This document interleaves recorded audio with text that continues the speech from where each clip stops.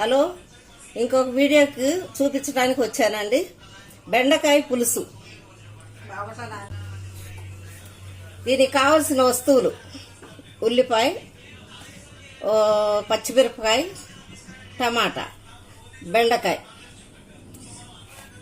ఆవాలు, జీలకర్ర, ఉప్పు, కొంచెం పసుపు, కరివేపాకు, కొంచెం చింతపండు, కొంచెం అండి నిమ్మకాయ, ఒక పెద్ద నిమ్మకాయ సైజు చింతపండు. ఇది పులుసు చేసి దాంట్లో పోయాలి.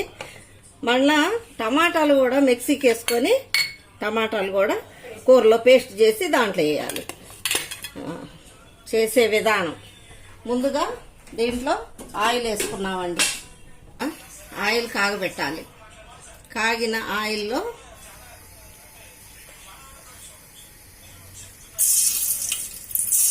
ఆవాలు, జీలకర్ర వేసామండి. దాంట్లో కొంచెం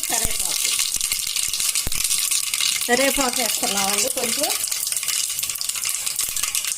కరివేపాకు. ఆ తర్వాత ఉల్లిపాయలు, సన్నగా కోసుకున్న ఉల్లిపాయలు.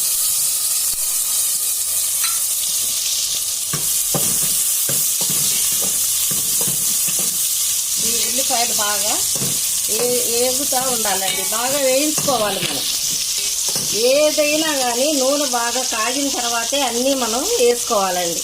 అప్పుడు కూరలో పచ్చివాసన అనేది ఉండదు. ఏ కూర వండినా కానీ ఫస్ట్ నూనె మాత్రం హడావుడి చేయకుండా కాగబెట్టుకోవాలండి. ఆవాలు, జీలకర్ర, ఉల్లిపాయలు, కరివేపాకు, పచ్చిమిర్చి వేసామండి. ఉల్లిపాయలు తర్వాత బెండకాయ వేస్తున్నానండి. ఈ బెండకాయ ఒక కాయని 2 ముక్కలు చేసుకున్నానండి. ఇది చిన్న కాయ. పెద్ద కాయ అయితే 3 ముక్కలు చేసుకోవాలి. ఇది ఎక్కువ ఆంధ్రాలో ఫేమస్ అండి. మంచి ఎండాకాలం తినే వంట ఇది.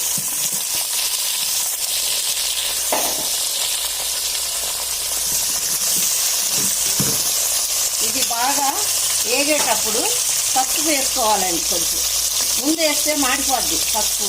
అందుకని పసుపు ఇప్పుడు బెండకాయ వేసిన తర్వాత పసుపు వేసుకోవాలండి. బాగా చూస్తున్నారు కదండి. బాగా నేర్చుకోవాలని నేను నేర్చుకున్నానండి. ఆ జిగురు అనేది తగ్గే వరకు మనం వేపుకోవాలండి బెండకాయని. ఆ జిగురు అనేది మనకి తగ్గిపోద్ది.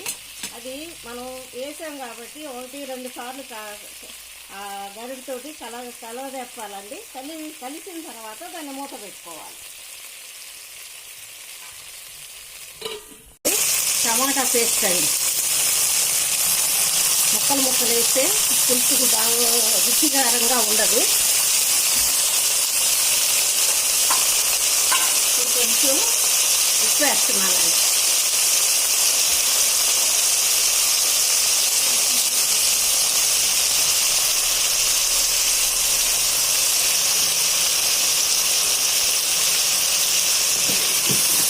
జిగురు అనేది తగ్గిపోయిందండి.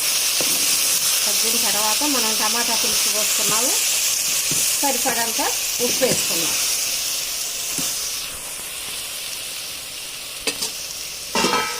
మళ్ళీ కొంతసేపు మూత పెట్టుకోవాలి. ఇప్పుడు కారం వేస్తున్నానండి.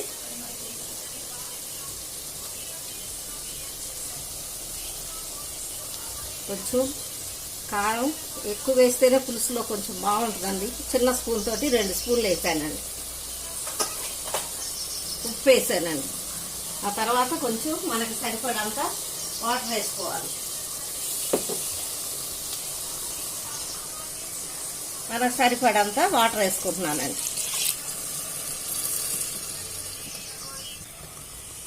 అప్పుడు వాటర్ వేసి కారం వేసాం కాబట్టి అంతా కలుపుతున్నానండి. కారం ముక్కలన్నిటికీ పట్టాలి. ఎప్పుడైనా కానండి ఎండాకాలం వస్తే ఇలాంటి సొరకాయ పులుసు కానీ, బెండకాయ, బీరకాయ పులుసులు, ఇలాంటి చామదుంప పులుసు, అలాంటి పులుసు కూరలు డైజెషన్ అవుతుందండి. కొంతసేపు మూత పెడుతున్నాను. కూర అంతా దగ్గరకు వచ్చిందండి. ఇప్పుడు చింతపండు పులుసు వేస్తున్నాను. చింతపండు పులుసు వేసుకున్న తర్వాత దాన్ని ఇలా కలదిప్పాలండి. తర్వాత మనకి కొత్తిమీర వేస్తున్నానండి.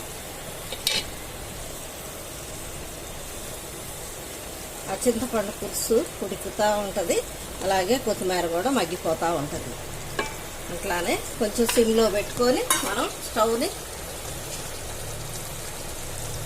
మూత పెట్టుకోవాలండి. బెండకాయ కూర రెడీ అయిందండి. బెండకాయ ముక్క కూడా కరెక్ట్గా ఉడికిపోయింది. ఇప్పుడు మనం వేరే బౌల్లోకి సర్వ్ చేసుకోబోతున్నాను. రెడీ అయిందండి. కొత్తిమీరని దీని మీద కొంచెం గార్నిష్ చేస్తున్నానండి.